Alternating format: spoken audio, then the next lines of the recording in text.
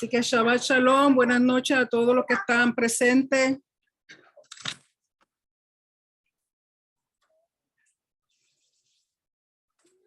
Los que están aquí, los que están conectados por internet, los que están conectados por Facebook, buenas noches, Shabbat Shalom. Le damos las gracias por estar aquí en esta noche tan preciosa. Continuando con José, con nuestro amigo José. Así que esta noche la porción se llama Vayigash, que significa y él se acercó. Recuerden que la vez pasada quedamos en que se había acusado a Benjamín de haberse robado la copa de adivinar de José y ellos regresan de nuevo a donde José, y Judá va a hacer un discurso ante José tratando de arreglar las cosas. Así que de nuevo en la porción Vayigash que se encuentra en Génesis capítulo 44 del verso 18 al capítulo 47 verso 27. Pero antes de comenzar vamos a hacer la bendición de la Torá, que dice así: Baruch atah Adonai Eloheinu melech haolam asher bachar banu amim Benatan lanu et torato, Baruch atah Adonai noten haTorah. Amén. Bendito eres tú, oh Señor Dios nuestro, Rey del universo, que nos has escogido de entre todos los pueblos, nos dio su Torah. Bendito eres tú, oh Señor, dador de la Torah. Amén. Amén. Así que de nuevo, Génesis capítulo 44, comenzando en el verso 18, hasta el capítulo 47, verso 27. Recuerden que este es el momento en que Judá trata de convencer a José, aunque ellos no saben que es José, de que dejen ir a Benjamín, porque si no, Jacob, como decimos en Puerto Rico, le va a dar un yello. Así que vayamos al verso 18 del capítulo 44, que dice así: Entonces Judá se acercó, Vayigash, a él y dijo: Ay, Señor mío, te ruego que permitas que hable tu siervo una palabra en oídos de mi Señor y no se encienda tu enojo contra tu siervo, pues tú eres como Faraón.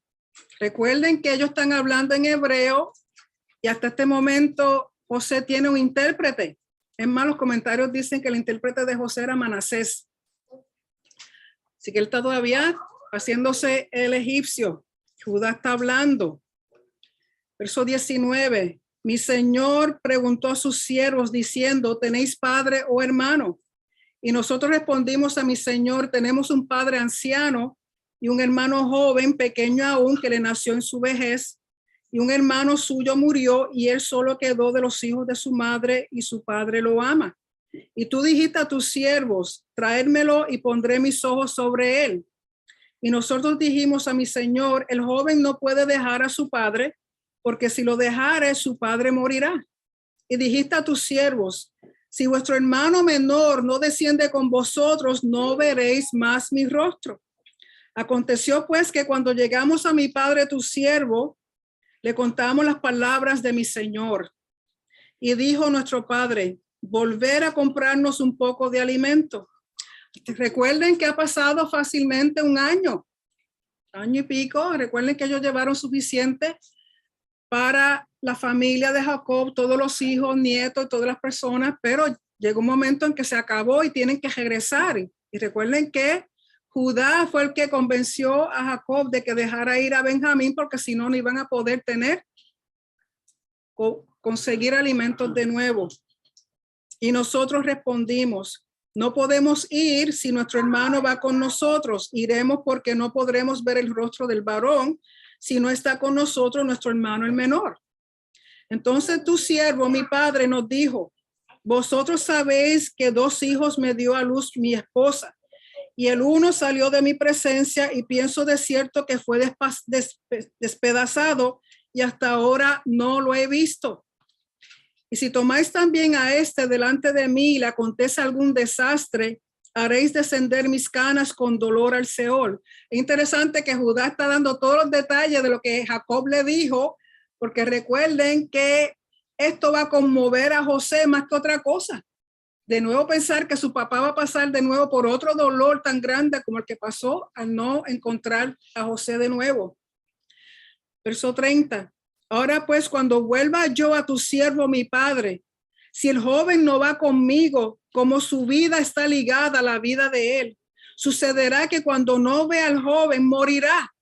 Y tus siervos harán descender las canas de tu siervo, nuestro padre, con dolor al Seol. O sea, indirectamente le está diciendo a José, tú vas a ser culpable de que nuestro padre muera. En una forma bien diplomática. Verso 32. Como tu siervo salió por fiador del joven con mi padre, diciendo, si no te lo vuelvo a traer, entonces yo seré culpable ante mi padre para siempre. Te ruego, por tanto, que quede ahora tu siervo en lugar del joven por siervo de mi señor, y que el joven vaya con sus hermanos. Porque ¿cómo volveré yo a mi padre sin el joven? No podré, por no ver el mal que sobrevendrá a mi padre. Es interesante que Judá, que fue el que dijo, vendan a José, él ahora se está entregando como siervo, como esclavo. O sea, lo que le hizo a José, él está dispuesto ahora a esclavizarse por defender y guardar la vida de Benjamín, porque él dice, si también mi padre pierde a Benjamín, entonces sí es verdad que se va a morir. Y esto lógico, lo está escuchando José, su padre, pensar en su padre, que esté pasando por este dolor. Pensar que Judá, el que lo entregó para que fuera esclavo, se está diciendo, yo me hago cargo, yo soy responsable. Yo imagino que no solamente su corazón, su mente estarían a punto de explotar. Capítulo 45. No podía ya José contenerse delante de todos los que estaban al lado suyo y clamó, haced salir de mi presencia a todos. Y no quedó nadie con él a darse a conocer José a sus hermanos. Lógico, él tenía sus oficiales, él tenía sus guardias, me imagino. Número 1, que estos son gente extranjera para los egipcios, para la corte de José. Dicen, no podemos dejarlo solo porque son capaces de matarlo, hacerle algo. Pero José no aguantaba más y tuvo que decirle a todos que se fueran. Verso 2, entonces se dio a llorar a gritos y oyeron los egipcios y oyó también la casa de Faraón. Imagínense cuán duro gritó José, que lo escuchó casi todo el mundo en donde él estaba, en la casa de Faraón. Y dijo José a sus hermanos, yo soy José, ¿vive aún mi padre? Y sus hermanos no pudieron responderle porque estaban turbados delante de él. Imagínense, no sabían de José, lo vendieron, no sabían si estaba vivo, si estaba muerto. Y este egipcio, que es un egipcio en todo su aspecto, le dice, yo soy José.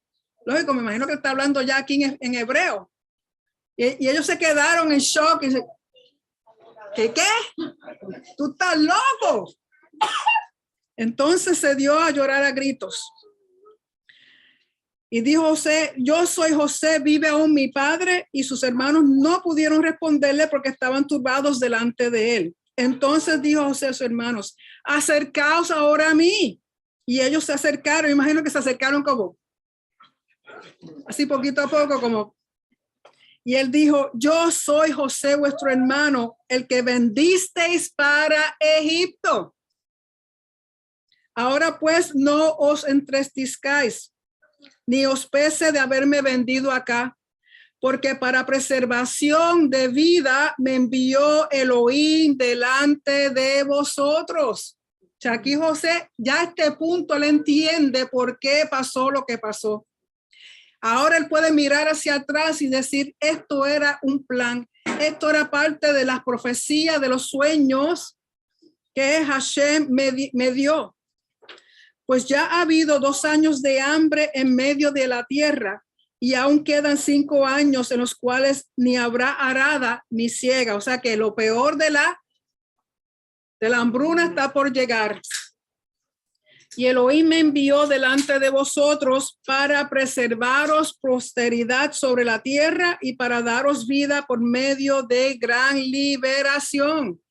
Por eso a Yeshua los judíos entienden que hay un Mesías ben Yosef y hay un Mesías ben David, porque el Mesías ben Yosef es el que representa el Mesías sufrido, el Mesías que tuvo que venir a sufrir, como le pasó a José. José, imagínense, desde los 17 años fue vendido por sus propios hermanos.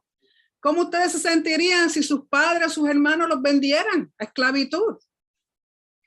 Entonces José de los 17 años ha estado sufriendo, fue vendido, fue separado de su familia, de su padre, de su hermano Benjamín.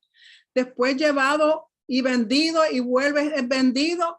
Y después que está en casa de Potifar, viene la vieja loca, esa mujer de él, lo engaña, lo quiere, dice que él trató de violarla, lo meten en la cárcel, está unos cuantos años ahí, inocente, pero nunca José se quejó. En ningún momento está escrito que José se quejó, sino que él entendía que a pesar en la oscuridad, en los momentos difíciles, él sabía que Hashem estaba con él. Lo estaba bendiciendo, lo estaba poniendo en favor, lo estaba poniendo en gracia. Y llegó el momento en que sus sueños se cumplieron.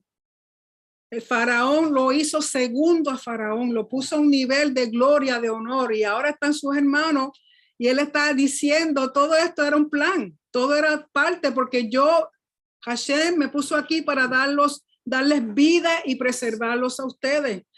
Por eso el Mesías es Mesías Ben Yosef, pero cuando, así como José fue puesto en gloria, en honor, Yeshua cuando regresa con gloria y con honor, como rey para reinar desde Jerusalén a toda la tierra. Entonces será Mesías Ben David, como el rey David. Verso 7. Y Dios me envió delante de vosotros para preservaros posteridad sobre la tierra y para daros vida por medio de gran liberación. Yeshua. Así pues, no me enviasteis acá vosotros, sino Elohim, que me ha puesto por padre de Faraón y por señor de toda su casa y por gobernador en toda la tierra de Egipto. ¿Por qué dice como padre de Faraón? Porque recuerden que el término padres era una forma de hablar sobre reyes, sobre líderes. Por ejemplo, a Faraón se conocía como un padre, a José se conocía como un padre. Son términos que se le daban a los reyes, a líderes. Recuerden que José está en segundo en comando, es un rey para el pueblo, pero es un príncipe de Faraón. Por lo tanto, el término padre en el antiguo Medio Oriente se le daban a los reyes, a los líderes. Por eso Yeshua, cuando uno lee en Isaías 9, verso 6, que dice Padre eterno, no se está refiriendo a que Yeshua es el padre, sino que como rey lo vemos como padre. Entonces Yeshua nos ve como hijos, o sea, es un tipo de relación entre soberano y vasallo. Por lo tanto, el término padre y el término hijo es parte de el protocolo de reinar. Y dice en el verso 9, daos prisa, ir a mi padre y decirle, así dice tu hijo José, Elohim me ha puesto por señor de todo Egipto, ven a mí, no te detengas. Habitarás en la tierra de Gosén. Resulta que Gosén queda cerca del Nilo, en la parte norte de Egipto, que es la parte más fértil, que es la más apropiada para ganado. Y recuerden que los hijos de Israel, de Jacob, todos son tienen sus ganados, tienen sus ovejas, tienen sus cabritos.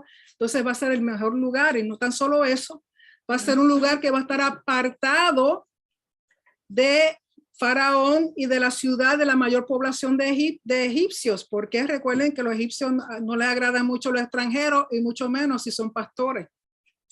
Y se habitarás en la tierra de Gosén y estarás cerca de mí, tú y tus hijos y los hijos de tus hijos, tus ganados y tus vacas y todo lo que tienes.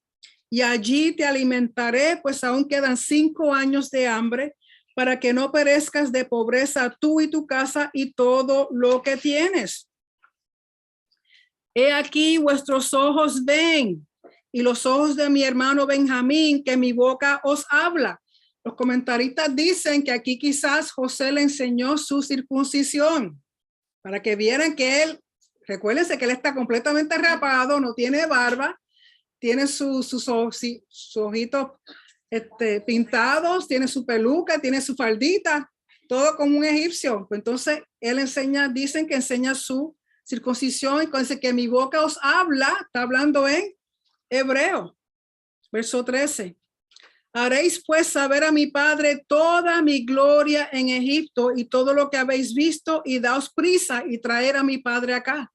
Y se echó sobre el cuello de Benjamín su hermano y lloró, y también Benjamín lloró sobre su cuello. Imagínense, ya aquí, cuando él salió de Canaán, que fue vendido, que él tenía 17 años, Benjamín era un chiquillo, y ahora es un hombre.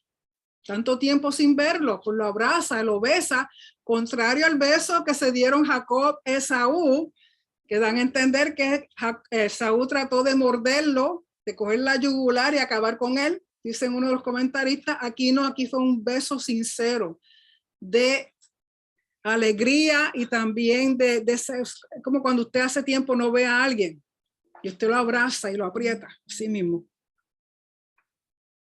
Verso 15, y besó a todos sus hermanos y lloró sobre ellos, y después sus hermanos hablaron con él. Imagínense, él va hermano por hermano a besarlos, a mostrarle que todo ha sido perdonado, que todo está bien, porque él entiende ahora que todo era parte de un plan de parte de Hashem. Muchas veces nosotros pasamos por situaciones y no hasta que pasa el tiempo y miramos hacia atrás, vemos que todo era parte del plan de Dios para nuestras vidas. Que todos tenemos que entender, como dice el judío, Gamzum Tov. Eso mismo, Gamzum Letová. De que todo obra para bien. Es más, algo así dice Pablo. Todo obra para bien. ¿Verdad que sí? Todo. Todo, no importa lo que usted haya pasado en su vida, o esté pasando, esté por pasar. Si usted ya está en pacto con Hashem, si ya usted está en sus manos, si Él es tu Padre, si Él es tu Rey, si Él es tu Señor, si Él es tu Salvador, si Él es tu Sanador, todo obra para bien. Aunque en el momento quizás no tiene lógica, sobre todo, y siempre he dicho, si no tiene lógica es de parte del Señor. Eso es así. Por lo tanto, tenemos siempre que tener una esperanza en conocimiento, un entendimiento de que todo obra para bien cuando nuestras vidas están en las manos de nuestro Rey. Verso 16. Y se oyó la noticia en la casa de Faraón diciendo, los hermanos de José han venido. Y esto agradó en los ojos de Faraón y de sus siervos. ¿Por qué le agradó? Porque ahora entienden que realmente José no era un esclavo, que no había nacido de una familia esclava, porque usualmente los esclavos venían de familias esclavas que nunca podían salir de esa clase social. Por lo tanto, al ver que tienen hermanos, y no son solamente personas, son personas que no son esclavas, son hombres libres. O sea, José era un hombre libre. Cuando vino a Faraón era ya un hombre libre. O sea, que ahora ellos dicen, ok, estamos bien, no es un esclavo como pensábamos. Y dice, verso 17, y dijo Faraón a José, di a tus hermanos hacer esto, cargar vuestras bestias e ir volver a la tierra de Canaán y tomar a vuestro padre y a vuestras familias y venid a mí, porque yo os daré lo bueno de la tierra de Egipto y comeréis de la abundancia de la tierra. Esto lo dice Faraón a José. ¿Por qué? Porque a pesar de que José era el segundo en comando, él no podía tomar esa decisión. Tenía que ser Faraón para que ellos pudieran salir y regresar. Y tú manda, verso 19, hacer esto, tomaos de la tierra de Egipto carros para vuestros niños y vuestras mujeres y traer a vuestro padre y venir. Y no os preocupéis por vuestros enseres, porque la riqueza de la tierra de Egipto será vuestra. En otras palabras, si no pueden traerlo todo, no se preocupen. Aquí va a haber de más para ustedes. Imagínense el agradecimiento que Faraón le tiene y el cariño y el amor que le tiene a José, que él dice, vayan y le vamos a dar lo mejor de Egipto, para que tu familia se sienta bien y no carezcan de nada. Verso 21. Y lo hicieron así los hijos de Israel, y les dio José carros conforme a la orden de Faraón, y les suministró víveres para el camino. Recuerden que esto no es de aquí a la esquina, son meses de viaje, el ir y el regresar. Verso 22. A cada uno de todos ellos dio mudas de vestidos. Recuerden que los vestidos significa honor. Y a Benjamín dio 300 piezas de plata y 5 mudas de vestido. O sea que mostró favoritismo hasta cierto punto a su hermano menor, que hacía tiempo no veía. Y recuerden que de nuevo quizá le está probando todavía a su hermano a ver si van a pelear, porque le dio siempre más a Benjamín que a los demás. Y recuerden que 300, el número 3 es bien importante, tiene que ver con renovar, con revivir, con resurrección. O sea, es todo nuevo, un comienzo nuevo para ellos y para José. Y a su padre envió esto: 10 asnos cargados de lo mejor de Egipto y 10 asnas cargadas de trigo y pan y comida para su padre en el camino. O sea que dio más que suficiente para llegar a Canaán y regresar, porque recuerden que de Canaán viene mucha gente, mucho ganado, viene todo lo que ellos tienen y van a necesitar provisión durante todo ese viaje. Y eso lo provee Faraón por amor a José. Igualmente que nuestro Padre Celestial, por amor al Mesías, nos bendice, nos provee, nos protege, nos da todo lo que nosotros necesitamos. Y dice, verso 24, y despidió a sus hermanos y ellos se fueron y él les dijo, no riñáis por el camino, no peleen porque le di más a Benjamín, no peleen en el camino, no empiecen de nuevo con las mismas cosas como si fueran niñitos chiquitos, ya son hombres, tienen hijos, y ustedes van a buscar a su familia para que yo pueda bendecirlo a ustedes. Y subieron de Egipto y llegaron a la tierra de Canaán a Jacob su padre. Ahora aquí el segundo episodio. Y le dieron las nuevas diciendo, José vive aún y él es señor en toda la tierra de Egipto. Y el corazón de Jacob se afligió porque no los creía. Yo imagino que le dio como un paro cardíaco momentáneo. Dice, ¿qué? Yo imagino, después que ustedes me dicen que está muerto, me trajeron la túnica llena de sangre, que está vivo y que es señor en Egipto. Yo imagino que lo menos que le debió haber dado fue una angina de pecho. Y dice, y le dijeron, y el corazón de Jacob se afligió porque no lo creía. Y ellos le contaron todas las palabras de José que él les había hablado, y viendo Jacob los carros que José enviaba para llevarlo, su espíritu revivió. Aquí hay dos cosas, aunque aquí no lo dice en el español, pero en el inglés y en el hebreo, cuando habla de carros, tiene la misma palabra parecida a hablar de una vaca. O sea, el término es parecido a vaca en hebreo, y dan a entender que cuando ellos le dicen las palabras de José, una señal que le dieron fue que José les dijo a sus hermanos, díganle a mi padre que el día que yo desaparecí por la mañana estábamos hablando sobre la porción de la Torá que tiene que ver con la vaca roja.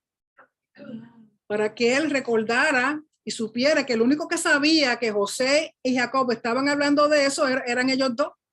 Él dice a sus hermanos, díganle a mi padre que el día que yo fui vendido, estábamos estudiando sobre la vaca roja. Entonces, en el hebreo y en el inglés te deja saber que los carros llevaban vacas, que eran vacas rojas, para que cuando Jacob viera, entendiera que realmente fue José el que le dio esa palabra a ellos.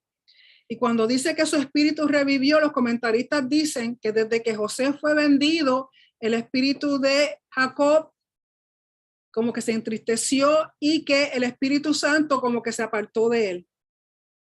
Pero cuando él recibe la noticia de que su hijo está vivo, recuerden que él tenía una conexión bien especial con José. Él veía algo en José que nadie más veía. Cuando él recibe de nuevo y cree las señales, cree las palabras de que su hijo está vivo, revivió. En otras palabras, comentaristas dicen que la Shekinah volvió a cubrir a Jacob. Y dice, verso 28, entonces dijo Israel, ahora no, ya no es Jacob, dijo Israel, basta, José mi hijo vive todavía, iré y le veré antes que yo muera. O sea, que cogió ánimo, salió corriendo y estaba listo por ver a su hijo amado. Capítulo 46. Salió Israel, no Jacob, salió Israel con todo lo que tenía y vino a Beerseba y ofreció ofrendas al Elohim de su padre Isaac. Y habló Elohim a Israel en visiones de noche. ¿Por qué dicen visiones de noche? Uno de los comentaristas dicen que fueron visiones de noche porque la noche representa el exilio al cual ellos van a vivir. De ese momento en adelante, recuerden que ellos son exiliados de la tierra de Canaán, van a Egipto y van a estar muchos años allá y van a pasar muchas cosas. Por lo tanto, estas visiones nocturnas indirectamente le está dejando saber a Jacob del exilio. Y le dice, y dijo, Jacob, Jacob. Y él respondió, heme aquí. Y dijo, yo soy Elohim, el Elohim de tu padre. No temas de descender a Egipto, porque allí yo haré de ti una gran nación. Recuerden que el propósito es hacer de Israel una gran nación. De nuevo, en ese momento no lo entendían ellos, pero luego lo van a entender muchos años después.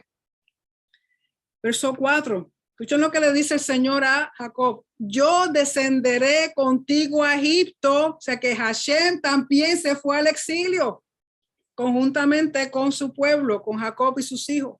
Yo descenderé contigo a Egipto y yo también te haré volver. Y la mano de José cerrará tus ojos. O sea que el día que muera, José va a estar presente cuando él haya fallecido y le cubrirá los ojos. Y se levantó Jacob de Berseba, ya que Jacob, ya no es Israel. Recuerden que cada vez que utilizan el término Israel, está hablando del potencial espiritual de Jacob. En un momento en que él está más elevado espiritualmente. Y se levantó Jacob de Berseba y tomaron los hijos de Israel a su padre Jacob y a sus niños y a sus esposas en los carros que Faraón había enviado para llevarlo. Y tomaron sus ganados y sus bienes que habían adquirido en la tierra de Canaán y vinieron a Egipto. Jacob y toda su descendencia consigo, sus hijos y los hijos de sus hijos consigo, sus hijas y las hijas de sus hijos y toda su descendencia trajo consigo a Egipto. No se quedó ni el gato. Y estos son los nombres de los hijos de Israel que entraron en Egipto, Jacob y sus hijos. Rubén, el primogénito de Jacob, y los hijos de Rubén. No los voy a nombrar todos, eso lo pueden leer esta noche cuando no puedan dormir. Verso 10, los hijos de Simeón. Verso 11, los hijos de Leví. Verso 12, los hijos de Judá. Verso 13, los hijos de Isaacar. Verso 14, los hijos de Zabulón. Verso 15, estos fueron los hijos de Lea, los que dio a luz a Jacob en Padán Aram, y además su hija Dina, 33 las personas todas de sus hijos e hijas. Verso 16, los hijos de Gad. Verso 17, los hijos de Aser. Verso 18, estos fueron los hijos de Silpa, la que Labán dio a su hija Lea y dio a luz estos a Jacob, por todas 16 personas. Verso 19, los hijos de Raquel, mujer de Jacob, José y Benjamín. Verso 20, y nacieron a José en la tierra de Egipto, Manasés y Efraín, los que le dio a luz a Senat, hija de Potífera, sacerdote de On. Verso 21, los hijos de Benjamín. Mira el chorrete de hijos que tiene Benjamín, o sea que ya no era un nene, era un hombre cuando viene a ver a su hermano de nuevo. 10 muchachitos, casi nada. Verso 22, estos fueron los hijos de Raquel que nacieron a Jacob, por todos 14 personas. Verso 23, los hijos de Dan. Verso 24, los hijos de Neftalí. Verso 25, estos fueron los hijos de Bilha, la que dio Labán a Raquel su hija y dio a luz estos a Jacob, por todas 7 personas. Todas las personas que vinieron con Jacob a Egipto procedente de sus lomos, sin las esposas, aquí no están contando las esposas de los hijos de Jacob, todas las personas fueron 66. De 66, ¿cómo llegan a 70? Recuerden que hay que contar a Jacob, a José, a Efraín y a Manasés, nos da las 70 personas. Otras versiones dicen que son 69 personas. ¿Quién hace el 70? Muchos dicen que el 70 es la Shejinah, la presencia de Hashem, porque Hashem le dijo que iba a ir con ellos a Egipto. Otros dicen que hay que contar a Jacob para que te den los 70 completos. Either way, el número 70 tiene que ver que el número 7 tiene que ver con plenitud, que está completo. Recuerden que el 7 tiene que ver con templo, con santidad, con la creación. Y también tenemos que recordar que la Biblia no siempre te da números exactos, sino que redondea. Pero si uno lee bien cuando está estudiando, muchos de los números son los mismos. ¿Por qué? Porque son más bien simbólicos que otra cosa. Verso 27, los hijos de José que le nacieron en Egipto, 2 personas. Todas las personas de la casa de Jacob que entraron en Egipto fueron 70. Recuerden que aquí está contando los varones, no está contando las mujeres. ¿Okay? O sea que no nos da un número total de todas las personas, sino que el 70 que tiene que ver con plenitud, que tiene que ver con perfección, que tiene que ver con algo completo. Verso 28, y envió Jacob a Judá delante de sí a José para que le viniese a ver en Gosén, y llegaron a la tierra de Gosén. Una de las cosas que dicen que por qué envió a Judá primero, muchos creen que dicen en los comentaristas que Judá fue a preparar una casa de estudio, una yeshiva, una Beit Midrash, porque recuerden que el propósito es llevar la Torá, la palabra, el conocimiento de Hashem a las naciones, que el propósito es rescatar las almas, o como dice el judío, las chispas de Hashem que están dispersas por todas las naciones. Verso 29, y José unció su carro y vino a recibir a Israel, su padre en Gosén, y se manifestó a él y se echó sobre su cuello y lloró sobre su cuello largamente. Imagínense, han pasado 22 años sin él haber visto a su padre. Y él salió cuando tenía 17. Y su anhelo siempre, por eso preguntaba a su hermano, y el anciano, ¿cómo está? Y sus padres, aún vive. Todo era, porque él era muy apegado a Jacob. Verso 30, entonces Israel dijo a José, muera yo ahora, ya que he visto tu rostro y sé que aún vives. Y José dijo a sus hermanos y a la casa de su padre, subiré y lo haré saber a Faraón y le diré, mis hermanos y la casa de mi padre que estaban en la tierra de Canaán han venido a mí. Y los hombres son pastores de ovejas, porque son hombres ganaderos y han traído sus ovejas y sus vacas y todo lo que tenían. ¿Y por qué José le da este detalle a ellos? Porque él quizá piensa que Faraón va a querer sus hermanos para que les sirvan, o sea, para que sean parte de la corte de Faraón. Pero José no quiere que sus hermanos sean parte de la corte, sino que no estén pegados a los egipcios. ¿Por qué? Para evitar asimilación, para evitar muchas cosas. Pues entonces él quiere que ellos se queden en Gosén, gozándose, separados de las cosas, la cultura de Egipcio lo más posible, la cultura de Egipto lo más posible. Y también recuerden que los egipcios no se llevan con extranjeros, ni mucho menos con personas que son pastores, que tienen ganado, porque recuerden de los dioses que hay en Egipto, entre los dioses que ellos adoran, que veneran, está la vaca, el toro, las ovejas, ciertos animales que ellos veían como representantes de los dioses. Por lo tanto, ellos no quieren lidiar con personas que los tienen como parte de su trabajo o de su cultura. Y dice, verso 33, y cuando Faraón os llamare y dijere, ¿cuál es vuestro oficio? Entonces diréis, hombres de ganadería han sido tus siervos desde nuestra juventud hasta ahora, nosotros y nuestros padres, a fin de que moréis en la tierra de Gosén, porque para los egipcios es abominación todo pastor de ovejas. Así que imagínense más adelante, cuando estemos leyendo sobre la primera Pascua, ¿qué es lo que ofrecen ellos? ¿Qué es lo que matan? Ovejas, corderitos. Por lo tanto, los egipcios estaban como...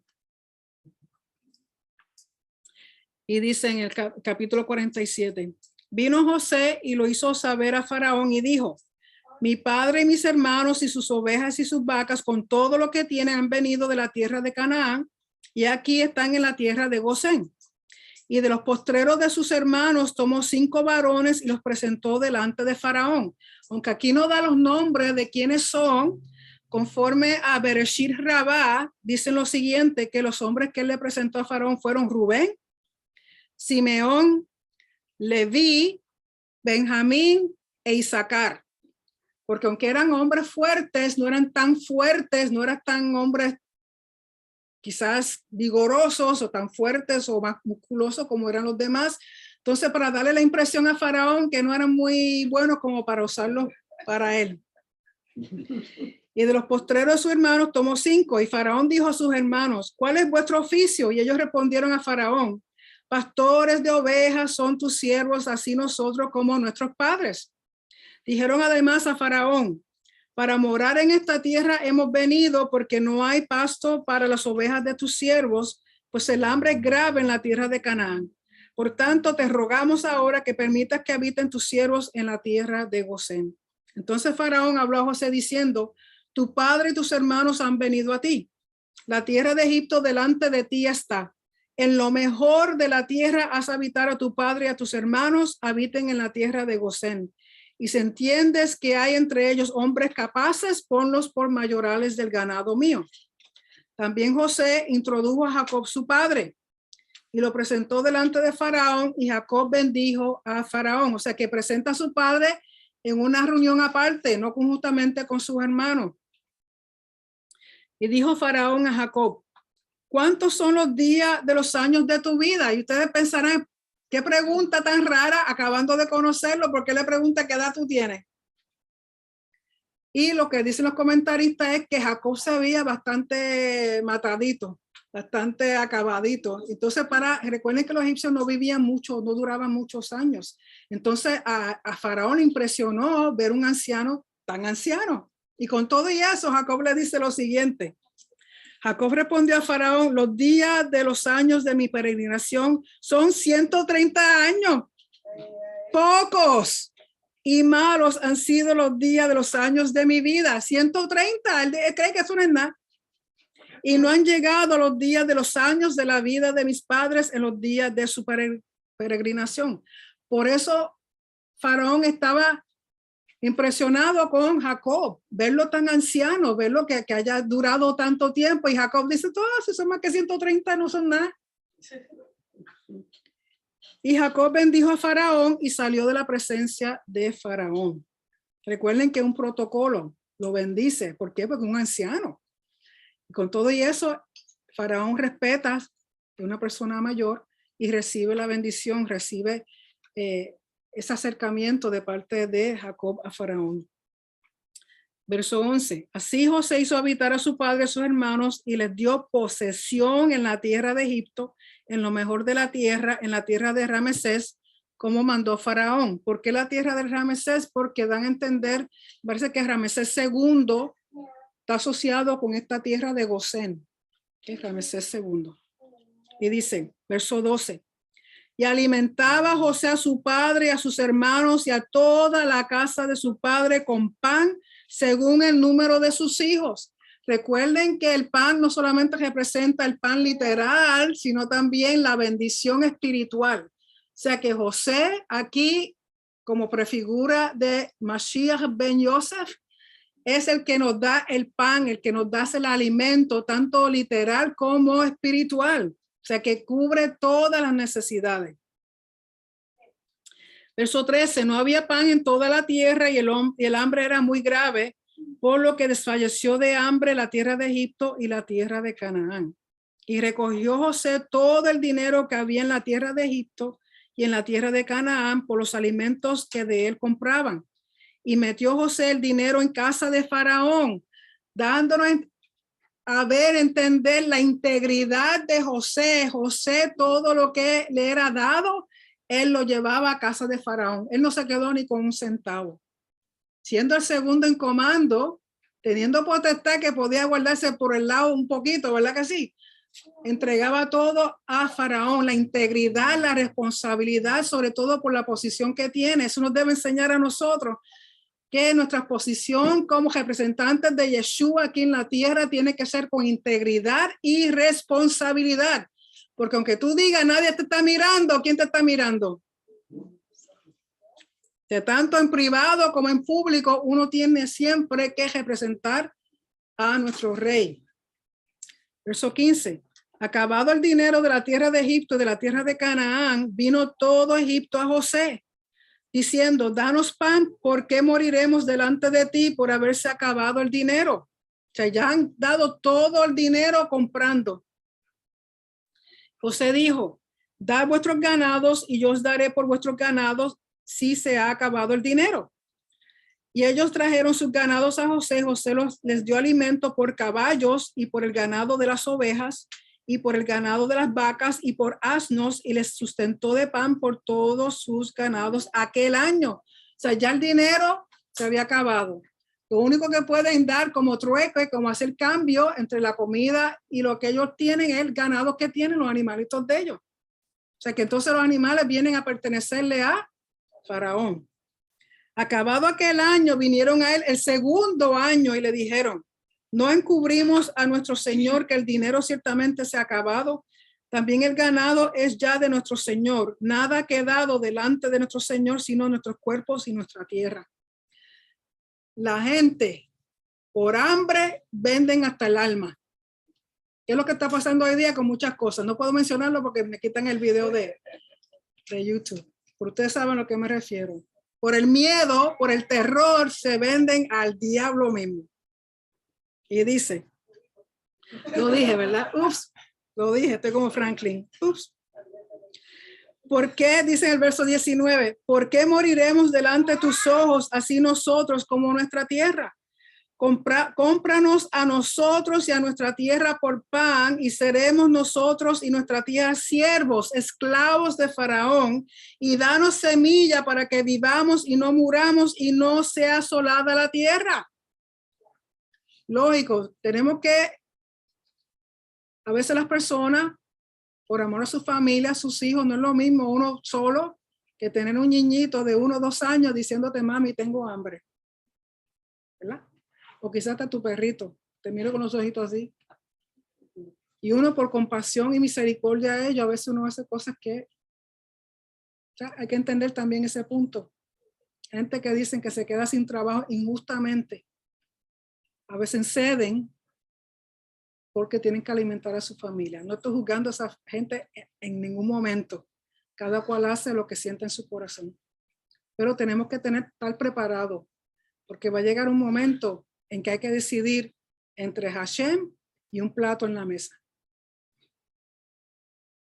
No estoy diciendo que va a ser fácil, porque es muy duro ver a los hijos de uno con hambre pidiendo comida y uno no tener nada que darle. Pero también aquí vemos que Hashem protegió a su pueblo. Hashem protegió a Jacob y todos sus hijos, toda su familia, no le faltó nada. Si creemos y estamos en pacto con el Rey de Reyes y Señor de Señores, que creó todas las cosas y nos hizo promesas, y todas esas promesas son sí en Yeshua, no debemos por qué preocuparnos. No importa la situación que pasemos, aunque sea en el último segundo, Él no llega tarde. Él no llega tarde. Y dice, verso 20, entonces compró José toda la tierra de Egipto para Faraón, pues los egipcios vendieron cada uno sus tierras, porque se agravó el hambre sobre ellos, y la tierra vino a ser de Faraón. Y el pueblo lo hizo pasar a las ciudades desde un extremo al otro del territorio de Egipto. O sea, los movió como una forma estratégica para que no se quedaran cómodos donde estaban, para que no sufrieran, sino lo hizo cambiar, y según cambiaban iba ellos con sus alimentos que él le daba, con sus terrenos que ellos van a poder trabajar. Y el pueblo, entonces, verso 22, solamente la tierra de los sacerdotes no compró, por cuanto los sacerdotes tenían ración de Faraón y ellos comían la ración que Faraón les daba, por eso no vendieron su tierra. Recuerden que aquí los sacerdotes de Faraón tenían una posición política muy importante, porque eran magos, porque eran los sabios. Entonces políticamente a Faraón le convenía que estas personas estuvieran bien con él. Él les proveía, no les compró sus tierras, tenía un estatus social y político muy alto. Por lo tanto, él dijo, ellos me dan poder a mí, no los toco. Ahora, pero aquel que es pobre, aquel que no es nadie, pues que vendan todo lo que tienen. Y José dijo al pueblo, he aquí os he comprado hoy a vosotros y a vuestra tierra para Faraón, ved aquí semilla y sembraréis la tierra. O sea, que los hace terratenientes. De los frutos daréis el quinto a Faraón, o sea, el 5%, que viene siendo 20, o sea, el 5 20%, una quinta parte era el 20% de todo lo que ellos sembraban, le iban a dar 20% a Faraón y lo demás era para ellos.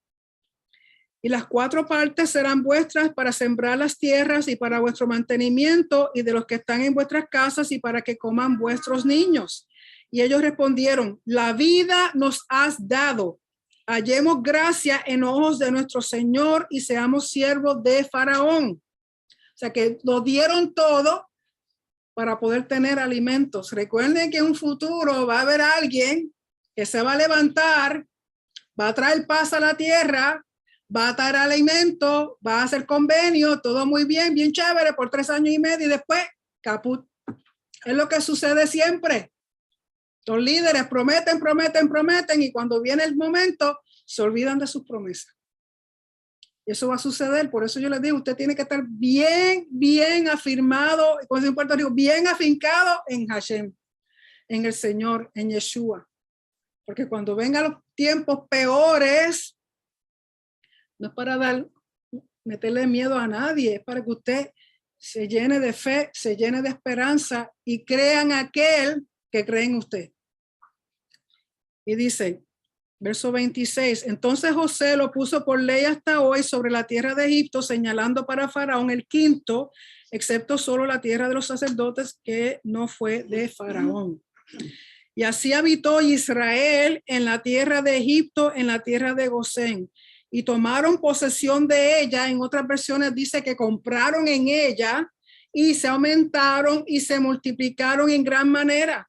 Uno de los comentaristas dice que al ellos tomar posesión de la tierra y comprar tierra, ellos empezaron a sentirse bien cómodos, como en su casa. Y sabemos que eso va a traer asimilación, que va a llegar el momento en que la mayoría de ellos van a perder su identidad.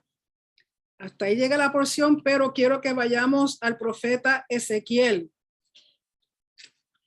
que es la haftara de esta noche. Profeta Ezequiel, capítulo 37, verso 15 al 28. Ezequiel, capítulo 37, verso 15 al 28. Esta parte es bien importante.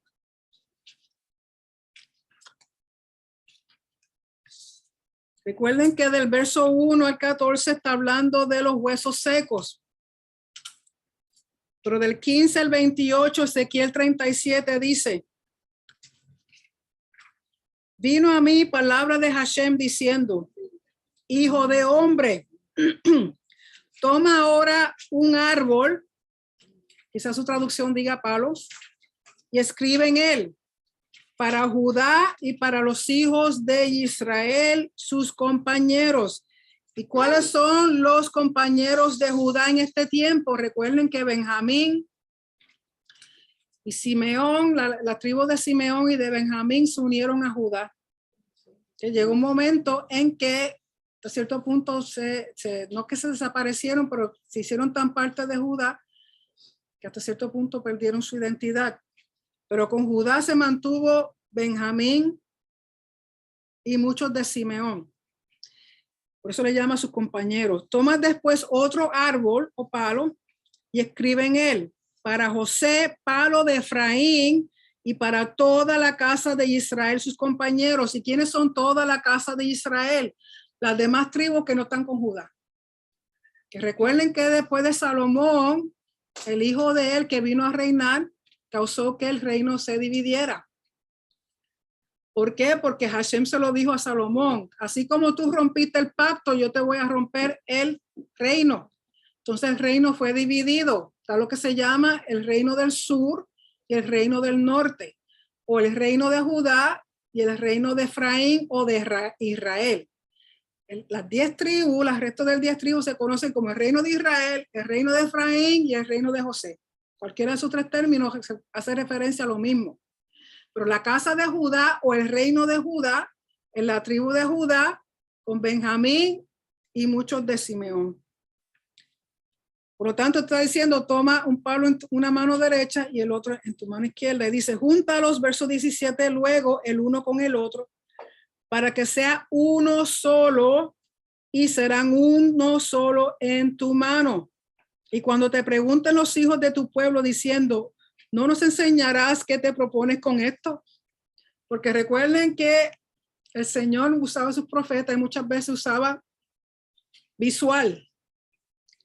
Algo visual para que ellos entendieran, pudieran entender la profecía. Y verso 19 dice, diles, así ha dicho Hashem el Señor.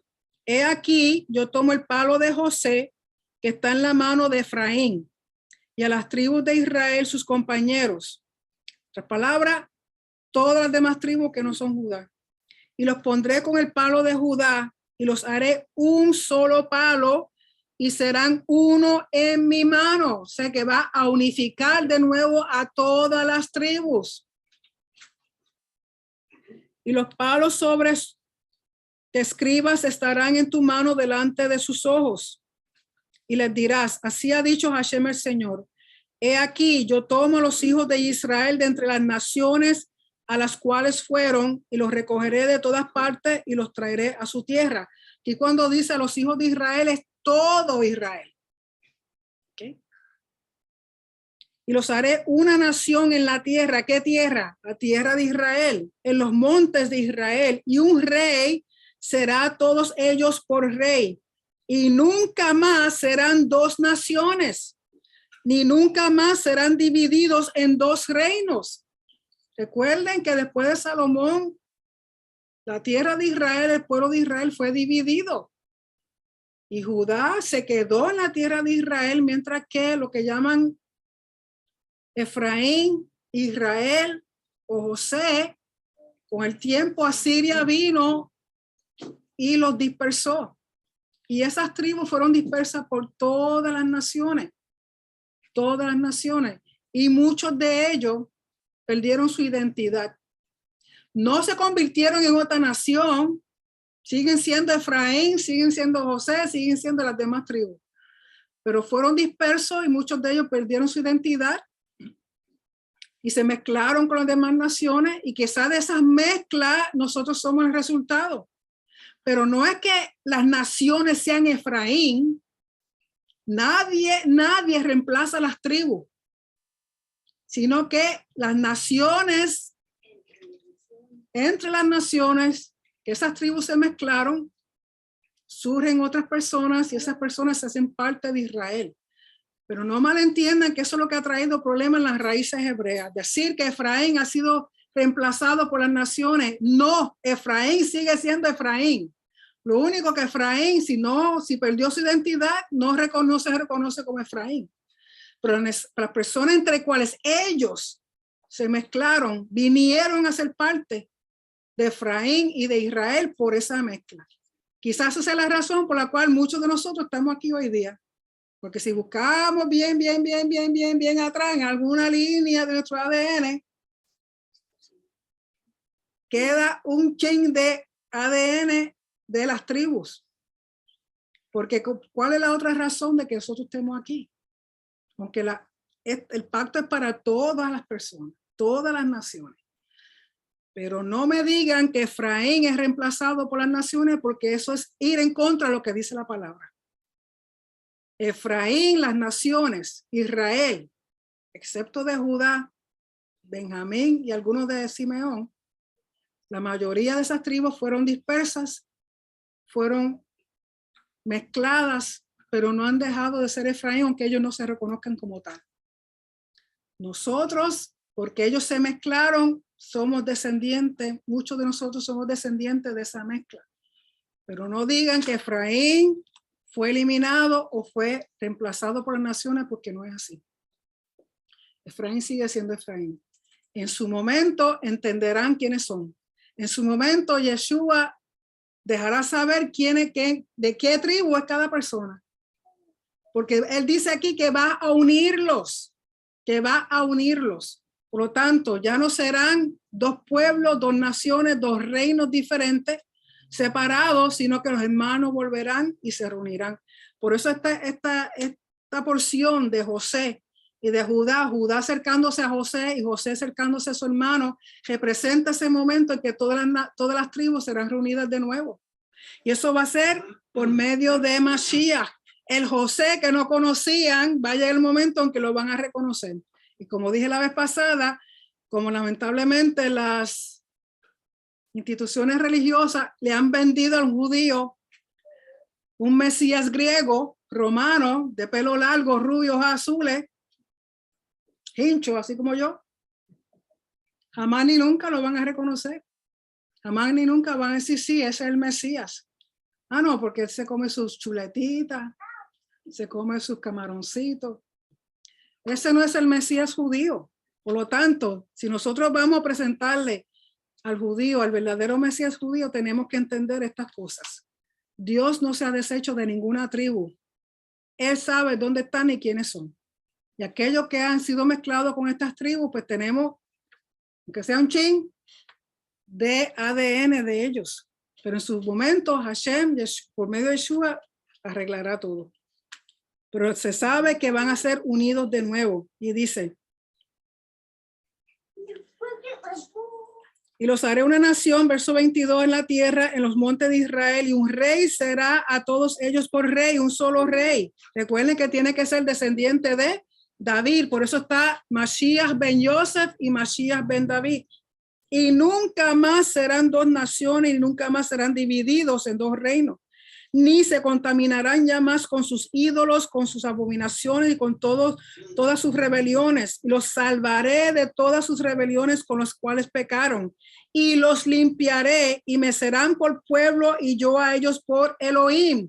Recuerden que ese verso es un formulario de pacto. Cuando él dice, ellos me serán por pueblo y yo a ellos por Elohim. Y usa los términos rebelión y limpiar. Son términos de templo. Purificar de nuevo. ¿Para qué? Porque si él no está llamando de nuevo a la tierra, lo está llamando a su espacio sagrado. Uno no puede entrar ahí con la boca llena de chuletas ni de bacon. ¿Verdad que no? Ni celebrando el domingo. O sea, que la limpieza que Hashem va a hacer que ni Mr. Clean se queda corto. Verso 24. Mi siervo David será rey sobre ellos. Literalmente David, o un descendiente de David. Recuerden que Yeshua se le conoce como descendiente de David, por lo tanto va a llevar el título de rey David. Por eso se habla de Mashiach ben David. Mi siervo David será rey sobre ellos y todos ellos tendrán un solo pastor. Así que me quedé sin trabajo. Y andarán en mis preceptos y mis estatutos guardarán y los pondrán por obra. Es importante entender conceptos de preceptos, estatutos y leyes o la Torá. Rico acaba de dar una enseñanza sobre eso. Rico, te está haciendo promoción. Verso 25. Habitarán en la tierra que di a mi siervo Jacob, en la cual habitaron vuestros padres. En ella habitarán ellos, sus hijos y los hijos de sus hijos para siempre. Y mi siervo David será príncipe de ellos para siempre. ¿Príncipe de quién? Príncipe de Hashem, pero rey de Israel. Que son dos cosas diferentes. Mashiach será rey de Israel, rey de toda la tierra, pero es príncipe de Hashem. Porque por encima de Yeshua, el rey soberano, el Padre. Y si no entienden eso, vean de nuevo también, Rico acaba de hacer un estudio sobre la jerarquía. Eso hay que entenderlo para que no tengan todos los revoluces que se están oyendo por ahí. Verso 26. Y aunque aquí dice, y haré con ellos pacto de paz, en el hebreo dice, y cortaré con ellos un pacto de shalom. Pacto por 2 días. Pacto por 7 años. Pacto perpetuo será con ellos. Perpetuo significa por siempre. Olam vaed no tiene término. ¿Por qué no tiene término? Porque Hashem no muere. Si Hashem muriera, el pacto no sería perpetuo. Pero hasta donde yo sé, mi Hashem es eterno. Su palabra es eterna, su pacto es eterno. y los estableceré y los multiplicaré y pondré mi santuario entre ellos para siempre. ¿Cuál es el santuario? El Mikdash, el templo. Aquellos de ustedes que no les gusta el templo, hello. Aquí te dice que él pondrá su santuario entre ellos para siempre. Todos aquellos que hablan mal del templo, que son de los judíos, que son...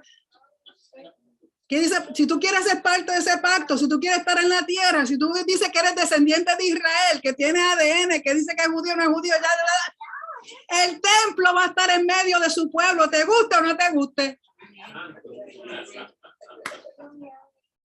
Estará en medio de ellos por mi tabernáculo, que es lo mismo que el templo. Y seré de nuevo, y seré ellos por Elohim, y ellos me serán por pueblo. 2 veces, formulario de pacto. Por lo tanto, si tú quieres ser parte de ese pueblo, tanto de ustedes que dicen, ay, el año que viene en Jerusalén, hello, tú tienes que aceptar el templo, tú tienes que aprender del templo, tú tienes que conocer la casa de nuestro rey, porque si no, ¿estás seguro que no para ningún lado? Y hay que conocer el protocolo del templo. Otro anuncio para Rico. Ahora en diciembre, el 26, comienza el curso 103 del templo. Aprovechen, mi gente, no tienen que moverse de su casa. Es más, sentadito en su casa, comodito, hasta con sus pijamas y sin pijama, nadie lo va a ver. Aprovechen, aprovechen. Es un mandamiento conocer la casa de nuestro rey. Porque cuando usted diga que tanto quiere llegar a Jerusalén y ese templo y usted no sepa qué hacer, no me hagan pasar vergüenza. Después le diga a Yeshua, la pastora no nos enseñó. Porque allí mismo, bueno, no puedo porque estoy en el templo. Estará en medio de ellos mi tabernáculo y seré a ellos por Elohim y ellos me serán por pueblo. Y sabrán las naciones que yo, Hashem, santifico a Israel, estando mi templo en medio de ellos para siempre. ¿Tú quieres ser santo? Coge templo. El templo tiene que estar en medio de su pueblo. El templo hay que conocerlo. Y aquí tengo a Lisa, se está muriendo de risa. Lisa de risa. Así que quiero hacerle también, dejarle saber que nuestra amada Mora, Lisa Velázquez y su amado esposo Nelson son parte de Yeshua en el Tamil. Se han integrado a nosotros, así que le damos gracias al Padre por ese honor y ese privilegio que para nosotros tenerlo aquí con nosotros, en medio nuestro. Ya son parte de Yeshua en el Tamil. Así que muchas gracias por ese honor. Así que de vez en cuando la tendrán como maestra. Ella me dijo que quería un break, así que le voy a dar break hasta Howard. Hasta 2 segundos, vente. Que vamos a dar preguntas y respuestas. Sí, hay que. Mira, te tengo esta sillita para que no te canses. Sí, hay que aprovechar que está Lisa, que nos ayuda. Así que vamos a tomar un momentito para preguntas y respuestas. Déjame poner aquí para que todos ustedes bellos y preciosos se vean. ¿Están bien? ¿Quieres agüita? ¿Quieres café? ¿Quieres jugo? Hay galletitas, una sabanita. No, tranquilo. Gracias.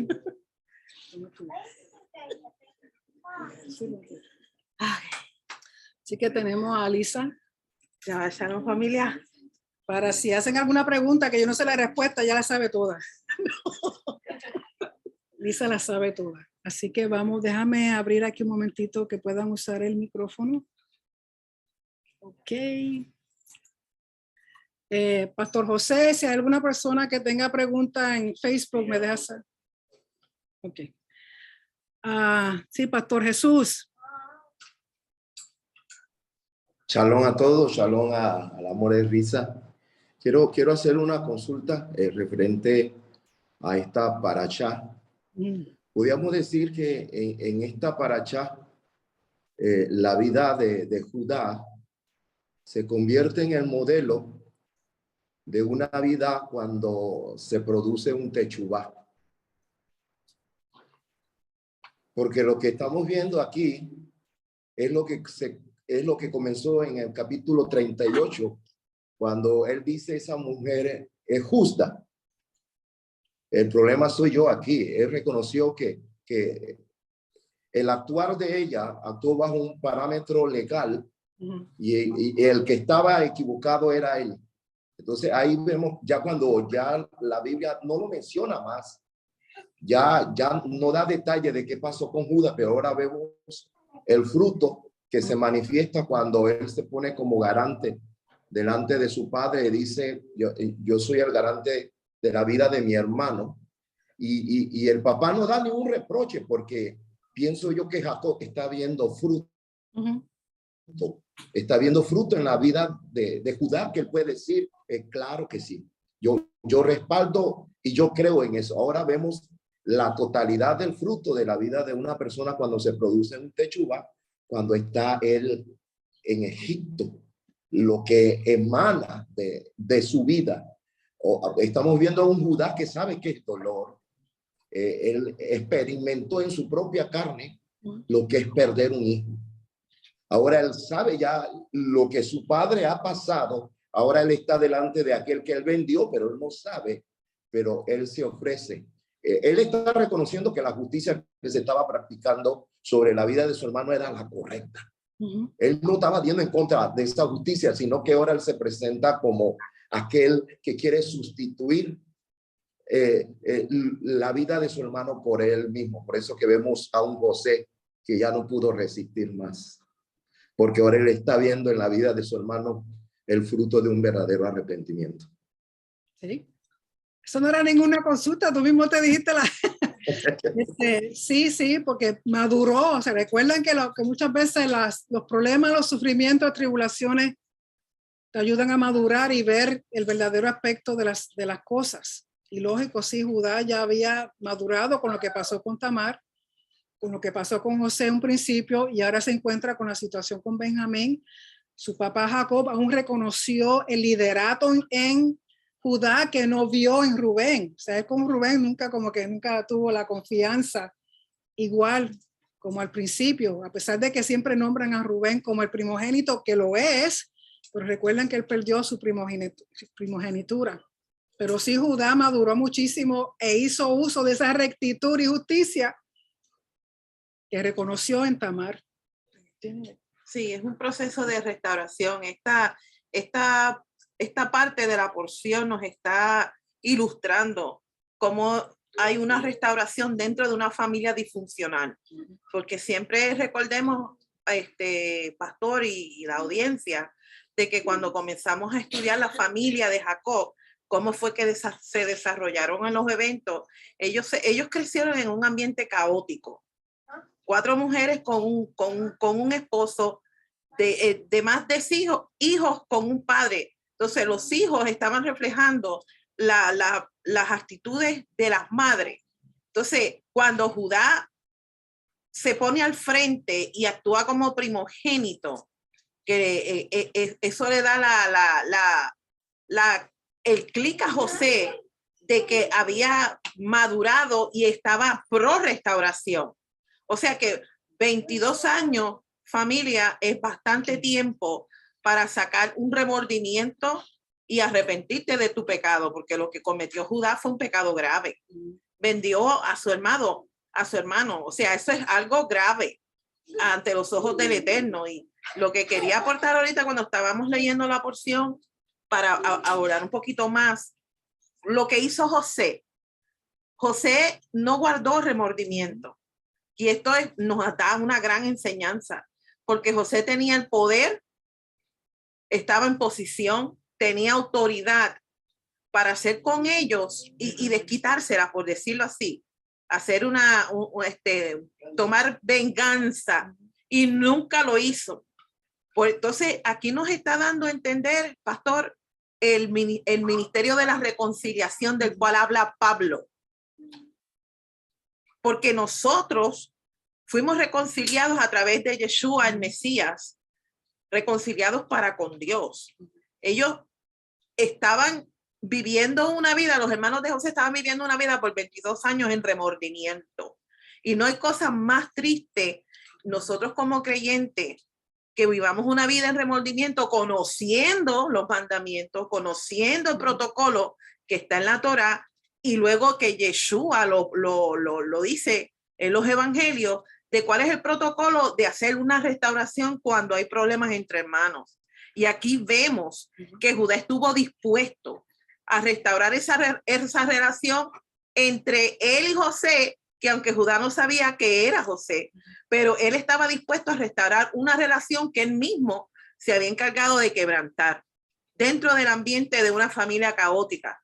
Entonces, esto nos muestra a nosotros, como usted muy bien dijo, que cada uno de nosotros, si hacemos un teshuvá sincero y mostramos obras de arrepentimiento, que esto es algo importante, lo cual Judá hizo, porque él mostró obras de arrepentimiento al él mismo ponerse como garante por el hermano menor.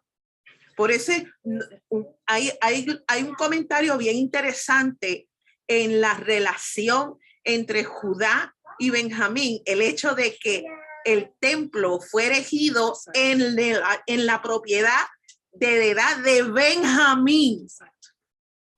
Esto nos muestra a nosotros que lo que hizo Judá le garantiza en un futuro lejano que la casa de Adonai, el templo, la casa de santidad, donde el pueblo lo defiende y donde todavía hasta hoy en día nuestro hermano mayor, y siempre digo esto porque yo me refiero a Judá como mi hermano mayor. Nuestro hermano mayor hace duelo. Entonces, sí, lo podemos relacionar a lo que pasó en esta porción. ¿Me entiende, pastor? Yo creo que le contesté. Muchas gracias. Sí, Perdón. y uno de los frutos de Arrepentimiento. arrepentimiento es justicia y rectitud. Fruto de arrepentimiento es hacer justicia y rectitud. Es el fruto. ¿Okay? Sí, Osvaldo. perdón. Sí, también en función de lo que decía el pastor y lo que decía Lisa, también me llamaba la atención cuando estábamos leyendo la porción, los versículos, que Judá, los hijos de Judá no crecieron, fue Fares y Sara y no hubo más. Es evidente que también hubo algo en su vida que no produjo más hijos, ¿no? Por supuesto, no sabemos la edad, no sabemos la cuestión de tiempo, pero eso me llamó la atención que no hubo más cantidad de hijos. Bueno, él nunca volvió a tener más relaciones con Tamar y Sela, lo nombran en otros los libros de la Biblia. Y lógico, Fares y Zara son mencionados en la genealogía. Está bien. A menos que hayan escritos rabínicos, pero yo no sé. No he oído nada de ello tampoco. No, claro, simplemente que evidentemente todo encaja con lo que estamos hablando, ¿no? Hubo un arrepentimiento de Judá y evidentemente no quiso volver, no sé, estamos suponiendo, ¿no? No quiso volver a... ¿Cómo? Acuérdese, Pastor Omar, que el problema de Judá con Tamar fue un problema inmoral. Exacto. Un problema inmoral. Entonces, cuando una persona se encarga de corregir su moralidad y su estatus cambia. Entonces, al uno mostrar que verdaderamente ha cambiado, el Padre honra tu esfuerzo. Pues lo más difícil de corregir en un ser humano es la moralidad. La moralidad encierra un sinnúmero de conceptos. Si nosotros somos seres inmorales, no somos íntegros, somos seres mentirosos, somos seres sin escrúpulos, dispuestos a hacerle daño a nuestro prójimo. Entonces nuestro corazón se endurece y entonces venimos a actuar de una forma abominable ante los ojos del Eterno. Entonces por eso es que siempre me va a escuchar diciendo estos conceptos en cuanto al ser humano y porque corrigió su moralidad y reconoció su error y honró no tan solamente la actitud de Tamar, sino que la respetó después de eso. Exacto.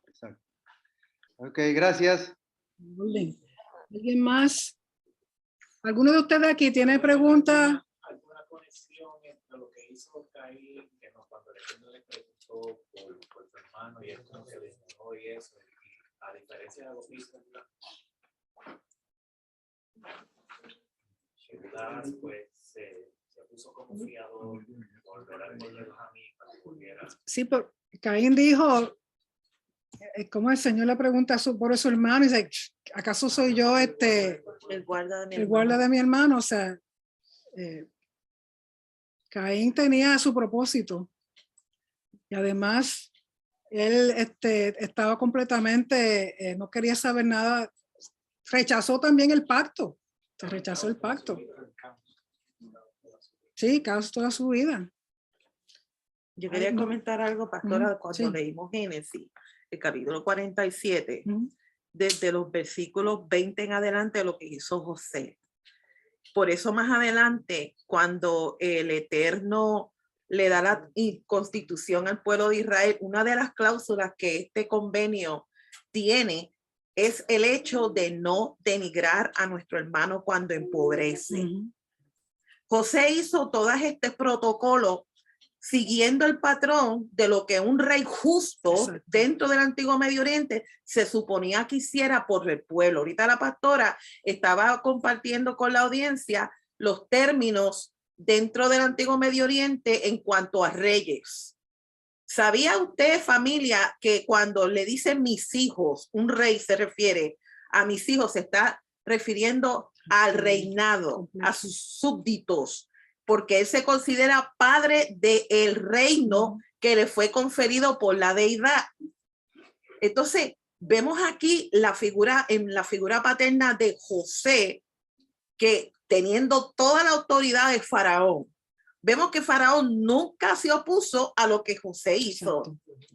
Entonces nos da a entender a nosotros el carácter justo también que en este caso tenía Faraón, porque se suponía que todos los reyes del antiguo Medio Oriente siguieran un protocolo de ser reyes de justicia y rectitud. Entonces vemos ahora el contraste cuando vayamos a estudiar el libro de Éxodo. Y me llamó mucho la atención el versículo 26 del capítulo 47, que dice que José hizo de aquello una ley civil en Egipto que aún es válida hoy. O sea, todas las obras que hizo José las puso en un tratado legal. ¿Qué pasó con este tratado legal? Bueno, como pasa en todos los gobiernos, sale un gobernante, viene un gobernante nuevo y entonces hace enmiendas a las leyes. Pero vemos aquí que en el caso de este nuevo faraón, cuando comencemos a estudiar Shemot, vemos que este rey no tenía características justas. Dice que no reconoció a José. Este es un lenguaje legal. En otras palabras, las obras justas que hizo José, que fueron escritas en las crónicas de los reyes de en Egipto, no quiso reconocerla. En otras palabras, en vez de hacer enmiendas y seguir el mismo patrón de justicia y rectitud en su reinado, actuó contrario. Y fue por eso que el mismo Eterno trajo justicia a través de las plagas. Más que un contraste entre luchas espirituales, es justicia. ¿Por qué digo justicia? Porque fue un opresor. Y dice que el Eterno escuchó el clamor de aquellos que fueron oprimidos por este faraón que actuó injustamente. Hay algo que el Eterno nunca, nunca, nunca va a negar: el clamor de un opresor. Exacto. ¿Alguien más aquí? Señor Héctor. Sí. Veo, después que Dina no había aparecido, que no se había oído más desde el incidente, ahora entonces yo veo que Dina aparece, que entra a Egipto y eso pues me cliqueó ahí en la cabeza, y entonces Dina estaba presente cuando entró a Egipto, o sea que ella entró con todos los demás. Sí. Ella quedó dentro de la casa paterna porque Sí, ella quedó parte. Sí, ella recuerda que ella fue sacada de Sichem cuando hicieron la guerra. Ella volvió a su casa, a la casa de su papá. Más probable, aunque dicen que se casó, yo no sé con quién, pero más probable quedó en la casa debajo la cobertura de su padre, entonces nombrada. ¿Alguna otra pregunta? ¿Alguien? ¿Ustedes? Entonces usted explicó muy bien la porción, pastora. No, o entendieron todo o se durmieron. Pero, ¿alguna otra cosita?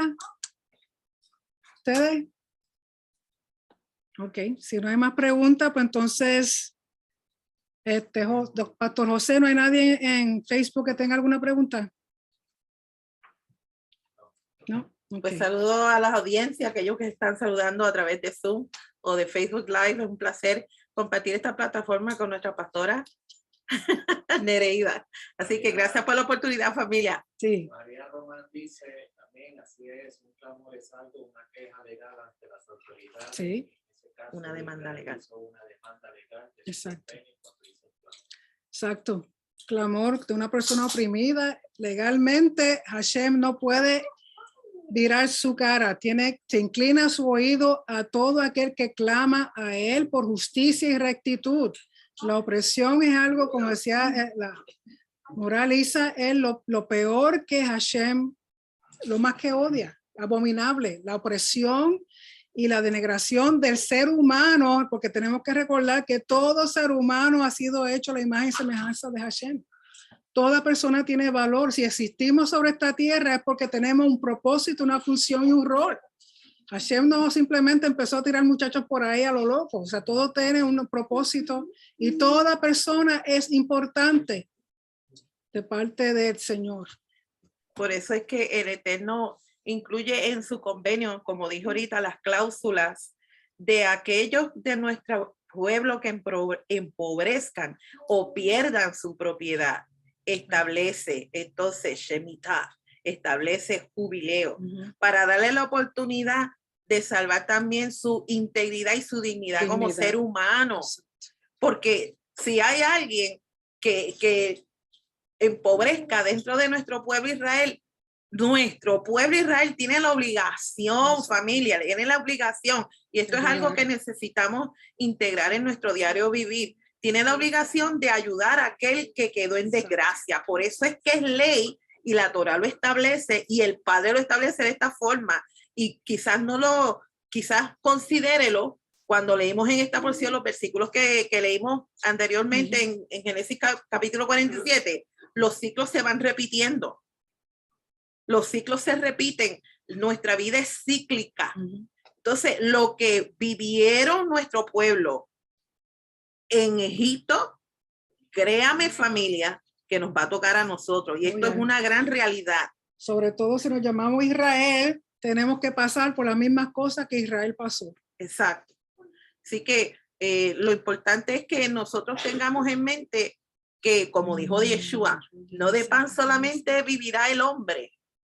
O sea, nuestra emuná tiene que ser probada en tiempos de dificultad.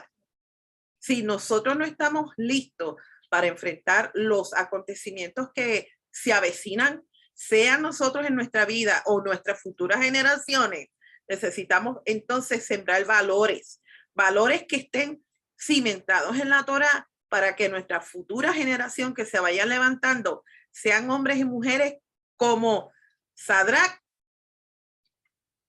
Se me olvidaron los otros nombres. Abednego y Mishak.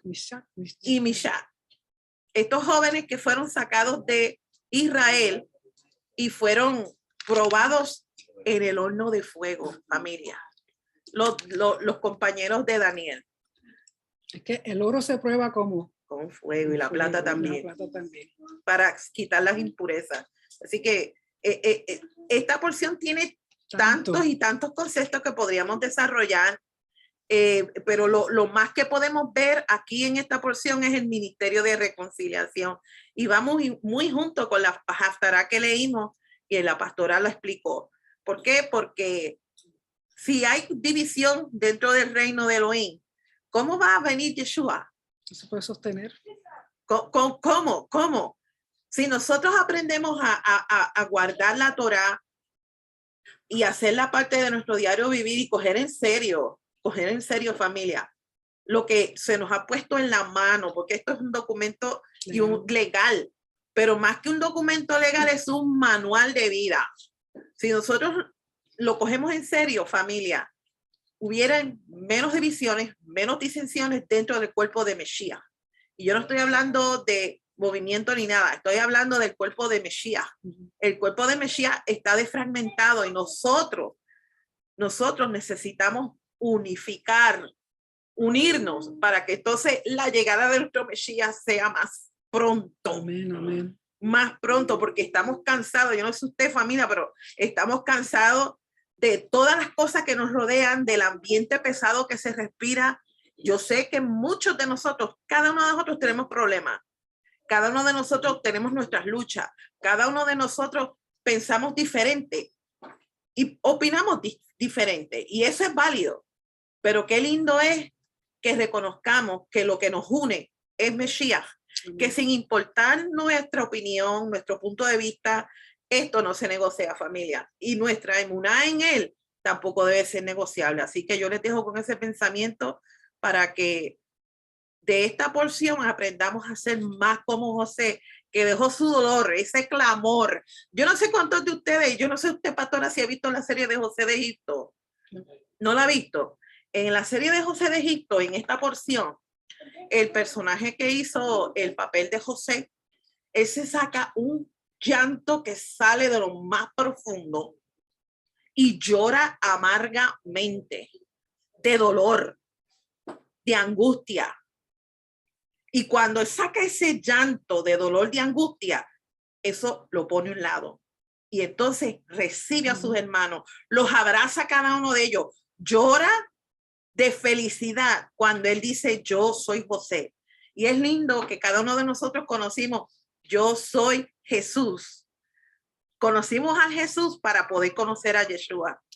So, su identidad estuvo encubierta por un periodo de tiempo, pero qué lindo es que nuestros ojos fueron abiertos. Y ahora podemos verdaderamente ver el Yeshua y el Mesías que verdaderamente trazó el camino para que nosotros pudiésemos estar aquí. Amén. Amén. A ver, aquí tienen, déjame ver qué dice. El rol de Joseph como padre sería prácticamente el mismo de Yeshua que cita Isaías 9:6. Sí, correcto. Legalmente sí, en términos de posición, realeza, su posición aquí como rey y como padre, que habíamos hablado que los términos padre e hijo dentro de el convenio de sucerín o soberano y vasallo, esos son los términos que designan la relación entre este soberano y su pueblo, el vasallo, padre e hijos. Sí. Y ahí es interesante que en el antiguo Medio Oriente a los reyes se le daban varios títulos. Por Muchos. eso cuando leemos también en el libro de Isaías, Que son como 5 títulos. ajá, Tengo entendido que son mínimo 5 títulos, pero pueden ser más.